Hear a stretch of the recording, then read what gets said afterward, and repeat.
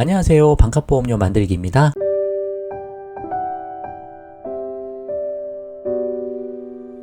오늘은 수술비 특약 꼭 가입해야 해 라는 제목으로 영상을 좀 준비해 봤습니다. 왜 제가 수술비 특약을 별로 추천하지 않는지 한번 설명을 좀 드려보려고 하고요. 건강관리공단의 주요 수술 통계 연보 데이터를 가지고 한번 설명을 좀 해보도록 하겠습니다. 물론 이제 보험에 정답은 없으니 다른 분들 설명도 한번 들어보시고 가장 합리적이다 생각하시는 의견을 따라서 하시면 좋을 것 같아요. 이게 맞니 저게 맞니 해봐야 어차피 결국 보험에 정답은 없습니다. 하지만 제가 왜 이렇게 생각하는지 한번 설명해 볼 테니까 잘 들어보시고 방향을 잡아보시면 좋겠어요. 시작해 보겠습니다.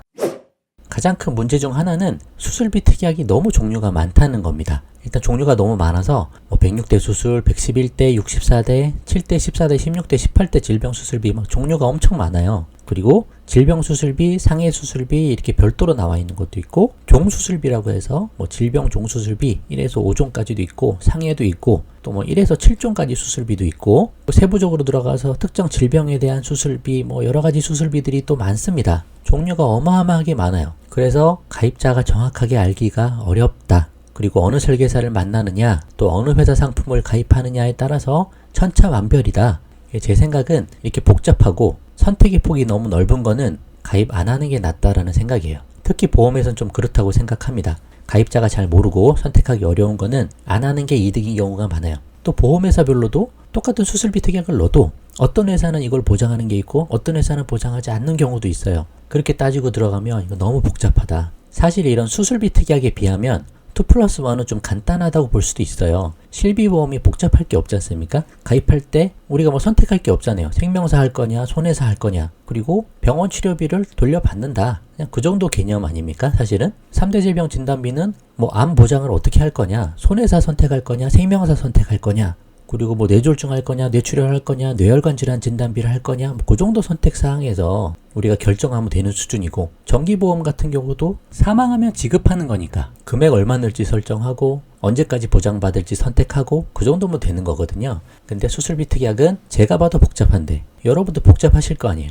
이거는 우리가 모르는 변수가 너무 많다. 그 부분이 하나의 좀 단점이 될 수 있다라고 저는 생각을 하고요. 그 다음에는 건강관리공단 자료로 수술 건수에 대해서 이제 확률에 대해서 한번 이야기를 좀 해보려고 해요. 이 자료는 연도별 주요 수술 건수에 대한 내용입니다. 대한민국 국민이 한 해 동안 수술을 총 얼마나 받았냐, 몇 건을 받았냐 그 데이터세요. 그래서 2015년부터 2019년까지 33개 주요 수술에 대해서 총 수술 건수가 이렇게 데이터가 나와 있습니다. 2019년 보시면 33개 주요 수술에 대한 총 수술 건수는 199만 6천 건으로 나와 있죠. 이게 33개에 대한 수술만 나와 있고 사실 그 외에도 다른 수술이 많겠죠? 근데 여기 나와 있는 33개 수술 이외에는 수술 건수가 상당히 적습니다. 보시면 68만 건부터 이렇게 쭉 내려가죠.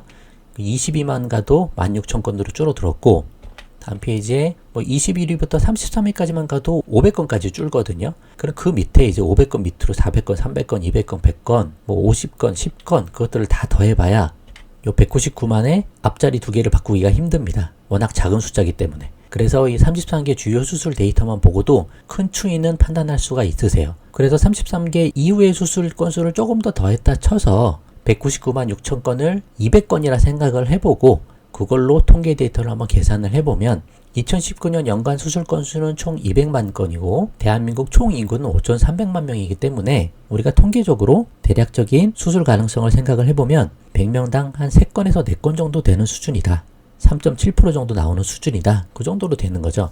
그래서 100명당 3명에서 4명, 3건에서 4건 정도 수술한다고 보면 사실 그렇게 많은 건수가 아니다라는 거죠. 근데 여기서 조금 더 봐야 될 거는 백내장 수술도 워낙 데이터가 많고 제왕절개 수술도 여기 있거든요. 근데 이 두 가지는 어떻게 보면은 백내장 수술 같은 경우도 제가 지난 시간에 영상을 만들었지만 시력 교정 목적으로 하시는 분들도 사실 많으세요. 눈이 또 잘 안 보이고 또 얘기 들어보면 실비보험에서 처리도 된다고 하네? 그리고 하고 나면 안경도 안 써도 되고 또 하루만 입원하면 바로 퇴원할 수 있고 정상생활 가까이 할 수 있고 그래? 그럼 나도 한번 해볼까? 그런 건수들이 있기 때문에 백내장 수술이 이렇게 건수가 많은 거죠. 압도적인 1위지 않습니까?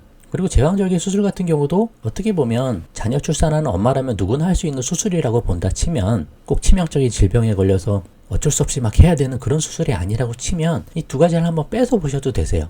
그래서 총 199만 건에서 백내장 수술하고 제왕절개 수술 건수를 빼면 100명당 2건밖에 안 되는 수준이다. 그 정도 확률이다 라고 보시면 되실 것 같아요. 그래서 이 정도 가지고 수술비 특약을 꼭 더 가입해야 되나? 그 정도 생각을 한번 해볼 수 있는 거죠. 그래서 결론은 제가 볼 때는 수술 건수가 그리 많은 수준이 아니다. 그리고 그렇다고 수술하는 비용에 대해서 보험으로 전혀 준비를 하지 말자라고 제가 말씀드리는 부분이 아니고, 실비보험 가입하면 실비보험에서 수술비를 당연히 보장을 해주기 때문에 실비보험에서 뭐 80에서 90% 가까이 병원비가 다 보장이 되잖아요. 그리고 4세대 실비 가더라도 70% 정도는 보장이 되니까 조금 부족한 거는 그동안 모아둔 돈으로 하셔도 되는 거죠. 수술 안 할 확률이 훨씬 더 큰데 그런 개념으로 보시는 거죠. 그래서 실비보험 외에 수술비 특약을 별도로 가입하는 거는 부가적으로 더 받겠다라고 가입을 하는 거지, 실비에서 보장이 안 되기 때문에 수술비를 가입하시는 건 아닌 거거든요.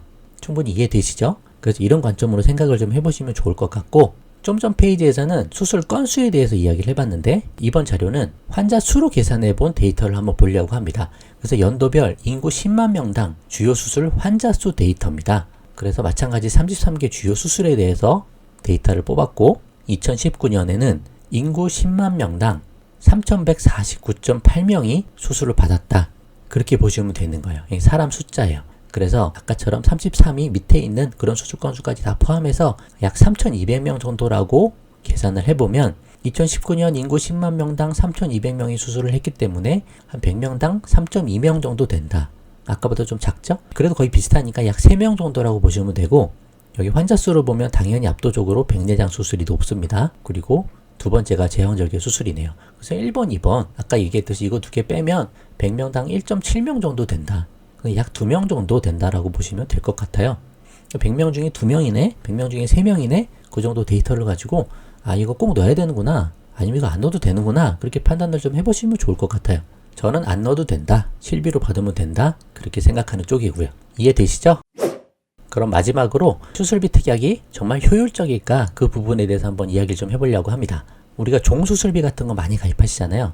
이제 많이 제한도 하시고 질병상의 1에서 5종 수술비 뭐 그런 것들 많이 하시는데, 그 내용을 여기서 한번 보시면 이거는 질병이나 상해의 수술비 1에서 5종 수술 400만원짜리 가입을 한 경우인데, 무슨 수술을 받든지 다 400만원을 받는 게 아니에요. 그 정도 다 알고 계시죠? 수술을 종별로 다 나눠놨습니다. 그래서 어떤 수술은 1종에 포함되고 어떤 수술은 5종에 해당되고 이렇게 종류별로 나뉘어 있고, 1종 수술 같은 경우는 실제 400만원이 가입해 있어도 20만원밖에 지급을 못 받는 경우예요. 또 뭐 어떤 상품은 5종을 2천만원 가입했어도 1종은 20만원인 경우도 있고, 뭐 회사별로 상품별로 조금씩 다를 수 있습니다. 그래서 종수술비 가입했을 때 좀 전에 봤던 10만 명당 수술 환자 수, 그 데이터에서 한번 참고를 해보면 가장 많이 받는 백내장 수술 몇 종일까요? 1종 수술입니다. 1종이 들어있는 거예요. 그 다음만은 2등 제왕절개 수술 어디입니까? 마찬가지로 1종입니다. 그러면 4번으로 넘어가 볼게요. 4번 치액 수술은 어디 들어가죠? 마찬가지로 1종에 들어갑니다. 그래서 많이 받는 수술 대부분 1종에 들어있다, 그렇게 볼 수도 있으세요. 그러면 사실 뭐 비싼 돈 주고 1에서 5종까지 다 가입을 했지만 우리가 가장 많이 받는 수술들은 대부분 1종이 많이 포함되어 있다. 그럼 5종부터 한번 볼까요? 5종부터는 확률이 많이 떨어집니다. 5종의 경우에 158.74명이잖아요. 이게 10만 명당 158.74명이기 때문에 이 수술을 할 확률은 100명당 몇 명이 아니고 1000명당 1.6명인 거예요. 그럼 1000명당 1명에서 2명 정도 받는 수술이다. 이 밑은 확률이 엄청나게 떨어지는 수술들인 거예요. 그런 경우들은 뭐 3종이 되고 4종이 되고 뭐 할 수도 또 있겠죠. 뭐 경우에 따라 다 있겠지만 가장 많이 받는 수술들, 수술 통계 데이터를 끌어올리는 수술들은 대부분 1종이 많다. 그 척추 수술은 어떨까요? 척추 수술은 뭐 디스크 하게 되면 뭐 3종 받을 수도 있고, 척추 쪽은 복잡하기도 하고 수술 건수도 많죠. 그래서 보험회사에서 척추 쪽은 아주 민감하게 보는 겁니다. 도수치료 한 번만 해도 부담보, 척추 쪽은 뭐 하나 하시면 다 부담 보세요. 수술 건수도 많고 보험금도 1종이 아니고 좀 더 많이 지급도 해야 되고, 그래서 척추 쪽을 민감하게 보는 이유이기도 하다라고 생각이 좀 듭니다. 자, 이 정도 보시면 어느 정도 이해가 좀 되실 거라 생각을 하는데, 뭐 사람마다 또 의견이 다를 수 있으니까, 첫 번째는 수술비 특약은 종류가 너무 많아서 우리가 이해하기도 어렵고 복잡하다. 두 번째는 확률이 너무 작다. 세 번째는 많이 받는 수술은 보험금이 적게 나가는 경우가 많고, 수술 받을 확률이 극히 떨어지는 것들에 보험금이 많이 나가는 경우가 많기 때문에 이것도 확률적으로 우리가 불리한 경우가 많다. 그 정도로 이야기를 좀 해볼 수 있을 것 같습니다.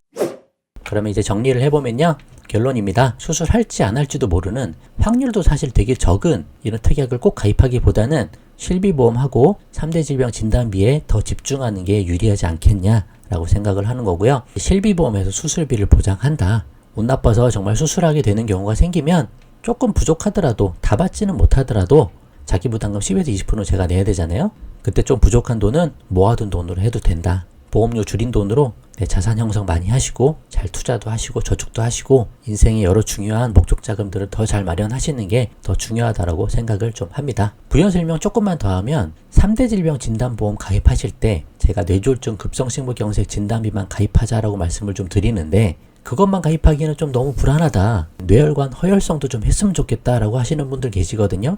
그런 분들은 뇌혈관 질환 수술비, 허혈성 심장질환 수술비 특약을 조금 추가하셔도 괜찮죠. 제가 22편 영상의 뒷부분에서 좀 설명을 드렸던 부분인데 그 정도는 수술비 특약 조금 넣어도 뭐 큰 문제는 없지 않겠나, 그 정도는 말씀을 좀 드립니다. 마음이 편하신 대로 좀 하시는 게 중요하다고 생각을 해요. 그렇게 말씀드리고 오늘 영상 마치도록 하겠습니다. 도움되셨으면 구독과 좋아요 부탁드리고 공유도 많이 부탁드립니다. 마칠게요. 감사합니다.